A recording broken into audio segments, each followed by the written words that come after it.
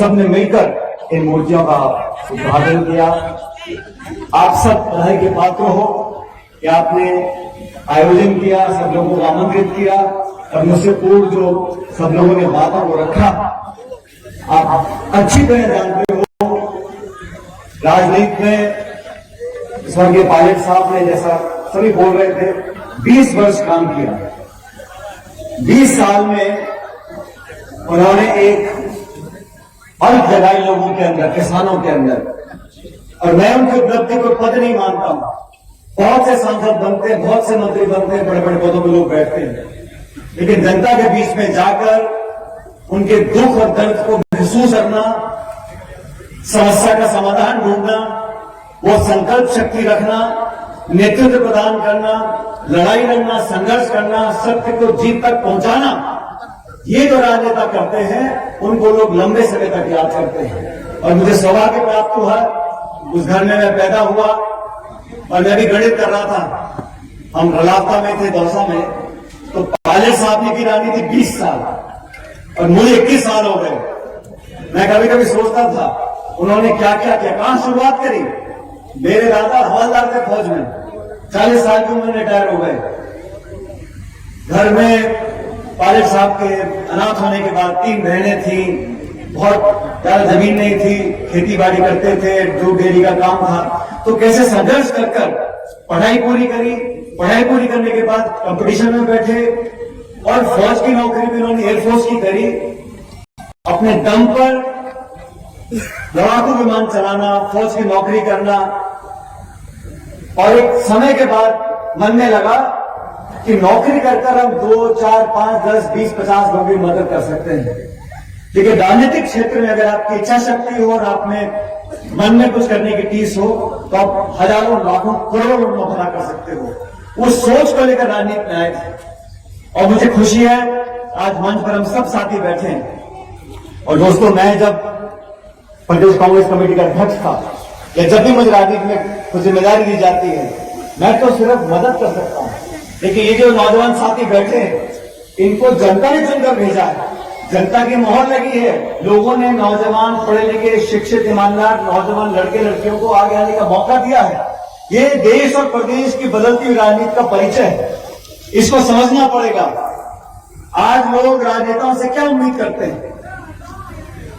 दुख और सुख में हमारे साथ खड़े रहें, सिद्धांतों पे अड़े रहें, मजबूती से लड़ें। हार भी होती है, जीत भी होती है, सत्ता में होते हैं, विपक्ष में होते हैं, लेकिन हम जैसे भी हैं सच्चे बनकर रहें, पारदर्शी बनकर रहें, जवाबदेही हो और ऊंची आवाज में आपके संघर्ष कर सकें, आपके अधिकार पे लड़ सकें। ये जो राजनेता करेगा, जो जनप्रतिनिधि करेगा, वो लंबी पारी खेल सकता है। अभी घनश्याम जी हम गाड़ी बात कर रहे थे, दौसा से आते आते आप किलोमीटर तो कम है लेकिन बहुत जगह हम रुकते आए। तो मुरारी मीणा जी ने कहा कितना समय लगेगा? मैंने कहा घंटा लग सकता है। तो मैंने कहा घंटा लगेगा तो घनश्याम जी बहुत सारी कहानी सुनाएंगे। किससे सुनाने में घनश्याम जी से तो दूसरा मुकाबला नहीं कर सकते। सही कह रहा हूं, गलत कर रहा हूं? किससे भी सुनाना, लेकिन जो व्यक्ति राजनीति करता है अंत में आके उसको कितना बड़ा नेता बन जाए, जो 5 साल पूरे हुए तो जनता की चौखट पर जाके नाक रगड़नी पड़ती है। और ये हकीकत है, किसी को जलसे में नहीं होनी चाहिए। हम बड़े नेता बन गए, हेलीकॉप्टर में घूम रहे हैं, हमारे आगे पीछे पुलिस भाग रही है, बड़े अधिकारियों का, ये सब समय की बात है। ये चक्का ऐसे घूमता है, बहुत जल्दी घूमता है। और कुछ लोगों को गलतफहमी हो जाती है, कुछ लोगों को गलतफहमी हो जाती है कि हम जो कुछ बने हैं, जिस पद की शपथ ली है, कितने बड़े बड़े पद की घोषणा करते हैं, देश दुनिया में फोटो चिपका रहे हैं लोग, क्यों? क्योंकि जनता ने वोट डाला है।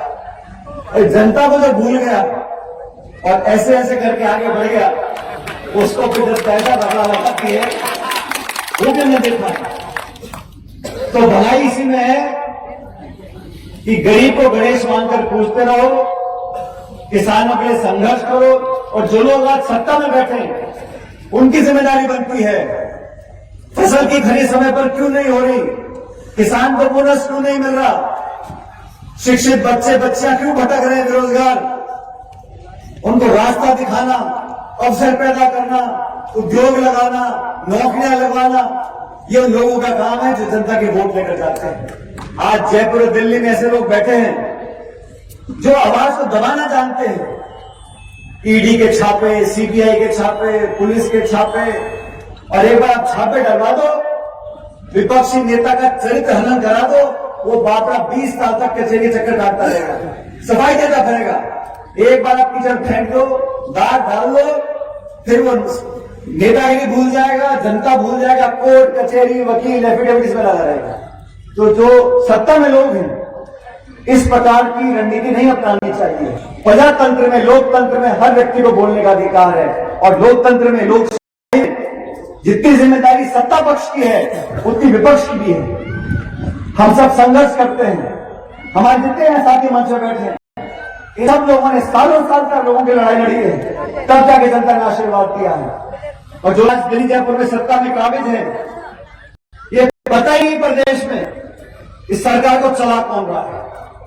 अधिकारी चला रहे हैं, मुख्यमंत्री चला रहे हैं, उप मुख्यमंत्री चला रहे हैं, दिल्ली से चल रही है, नागपुर से चल रही है, चला कौन रहा है? पुलिस पर आक्रमण कर रहे हैं। सीकर में हुआ 2 दिन पहले, आजकल भीलवाड़ा में हो गया, लूटपाट हो रही है, गैंग वॉर हो रहे हैं, गोलियां चल रही हैं, आग जा रही है बहन बेटियों की, को संभाला नहीं, नेतृत्व मजबूत नहीं होगा, सरकार चलाना आसान बात नहीं है। यहां बिखराव है, पता ही किसी को नहीं है। एक मंत्री कुछ कह रहा है, दूसरा मंत्री कुछ कह रहा है, एक मंत्री है नहीं है ये पता ही हमारे को नहीं है। मैंने बहुत बार हाथ जोड़ के कहा, मैंने कहा बड़ी मुश्किल से सत्ता प्राप्ति हुई है, इसका आप लाभ उठाओ, जनता की सेवा करो, रूठने से काम नहीं चलता।